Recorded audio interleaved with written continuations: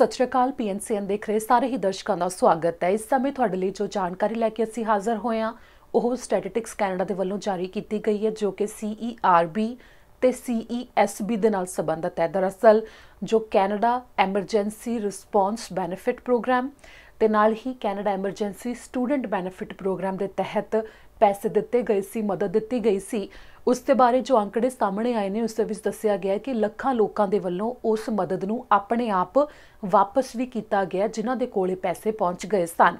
कईयां दे वल्लों तां जो गलत जानकारी दे के यह मदद ली गई सी उन्होंने अपने आप पैसे वापस मोड़ दिते, जां फिर कईयां दे खात्यां दे विच यह मदद आ गई सी ते उन्होंने यह पैसे वापस मोड़े ने जिन्हां नूं मदद नहीं सी चाहिदी। इस दौरान $2000 प्रति महीने के हिसाब के नाल मदद मिल रही सी, जिन्हां दे विचों हुण तक ये जानकारी दी गई है कि 8,30,000 पेमेंट्स ने जो ਉਹ वापस आ गई ने। CRA विभाग के वलों भी इसके बारे दस्सिया गया ते स्टैटिस्टिक्स कैनेडा के वलों भी इसके बारे आंकड़े जारी किए गए हैं, जिस विच दस्सिया गया कि लोगों के वलों वलंटियरली अपने आप इस पेमेंट नूं वापस किया गया ते इस विच भी कहा गया कि हुण भी जेकर किसी ने वापस करनी है कि वो इस वास्ते योग्यता नहीं सी रखते, जां फिर उन्होंने वलों गलत जानकारी भरी गई सी, जां फिर उन्होंने खात्यां दे विच वाधू पेमेंट आ गई सी, तो हजे भी वापस कर सकते हैं। इस दौरान अधिकारियों के वलों यह भी कहा गया है कि जेकर उन्होंने वलों गलत योग्यता ना रखते हुए भी गलत जानकारी देंदे हुए इस मदद नूं लिया गया है तो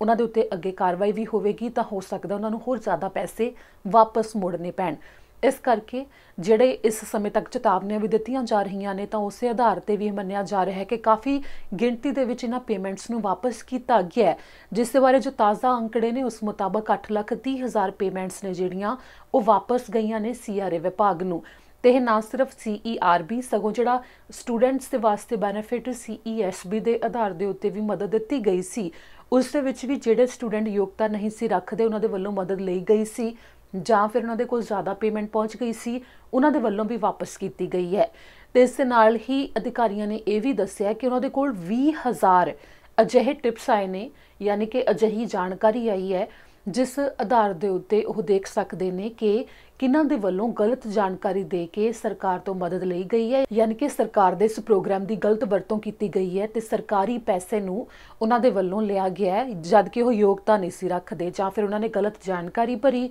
जां फिर उन्होंने कोल वाधू पेमेंट चली गई सी पर वो चुप करके उस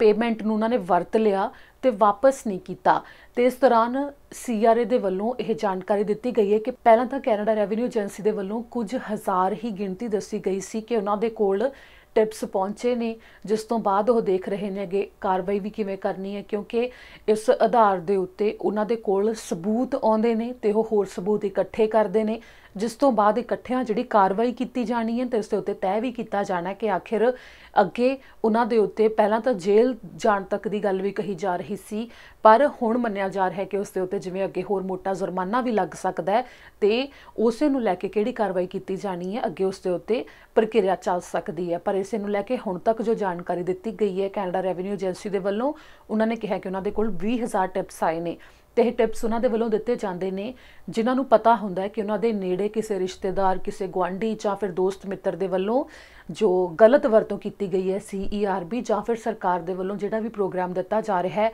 उसकी तो वो जानते हैं, जिस करके वो उन्होंने लोगों के बारे गुप्त तौर के उत्ते शिकायत कर देंगे ने, जिस दे विच उन्हों दा नाम सामने नहीं आता पर कैनेडा रेवन्यू एजेंसी के कोल टिप्स पहुँच जाते हैं, जिस दे विच उन्होंने कोल जानकारी पहुँच जाती है कि इन्नियां शिकायतां उन्होंने कोल आईयां ने कि इन्ने लोगों के वल्लों गलत वरतों किए जाण की गल कही जा रही है, जिस तो बाद वो सीधी कार्रवाई नहीं करते, इस उत्ते जांच भी चलती है तो इस दे उत्ते कैनेडा रेवन्यू एजेंसी ने कहा कि वो सबूत ने होर ज़्यादा इकट्ठे कर रहे हैं, जिस तो बाद कार्रवाई की जाएगी। तो इस दौरान यह भी कहा जा रहा है कि जिन्हों के वल्लों पेमेंट्स वाधू लईयां गईयां सी ਉਹ उन्हां पेमेंट्स नूं वापस कर सकते हैं। इत्थे जिक्रयोग है कि CERB की मदद तो बेशक हुण खत्म हो गई है पर रीपेमेंट की जा सकती है। सिर्फ यही नहीं कि कल तो यानी कि 5 अक्तूबर तो हुण जिहड़ी नवीं मदद दी जानी है उसके संबंधी भी जिहड़े ये योग्यता नहीं रखते, उस तो इलावा सिकनेस के वास्ते तो जेकर तुहाडे ते कोई डिपेंड करता है केयर गिविंग के वास्ते जिहड़ी मदद है वो कल तो खुल जाएगी। जो वैब पोर्टल खुलना है कैनेडा रेवन्यू एजेंसी की वैबसाइट के उत्ते उत्थे जाके तुसीं अपलाई कर सकते हो तो $500 प्रति हफ्ते के हिसाब के नाल मदद मिलेगी।